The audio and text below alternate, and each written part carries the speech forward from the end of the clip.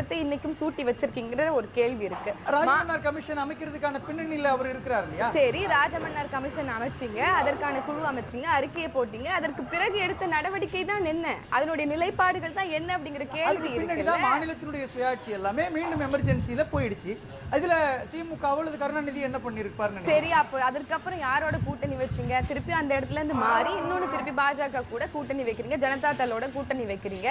அந்த காலகட்டங்கள்ல சரி இவங்களால பண்ண முடியலன்னு கூட்டணி வச்ச நீங்க ஏன் கல்வியை திருப்பி மாநில பட்டியலுக்கு கொண்டு வரல? எதற்காக நீங்க கட்சி மாறுறீங்க? எதற்காக கூட்டணி வைக்கிறீங்க? இந்த மாநில கோரிக்கைகள் நிறுவப்படணும், இந்த மாநில கோரிக்கைகள் எல்லாமே வந்து தமிழ்நாட்டு உரிமைகள் திரும்ப பெறணும் தானே கூட்டணி வைக்கிறீங்க.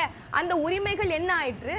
இன்னைக்கு வரைக்கும் அந்த எந்த ஒரு உரிமையும் நமக்கு கிடைக்க பெறலையே. மாநில பட்டியல்ல நமக்கு இன்னும் கல்வி கிடைக்க பெறவே இல்லையே. என்ன நோக்கம் அப்படிங்கிறதுக்கான கேள்வியை தான் நம்ம கூட்டணியினுடைய அவங்களுடைய தன் லாபத்தை தவிர்த்து வேற என்ன நோக்கம் இருந்து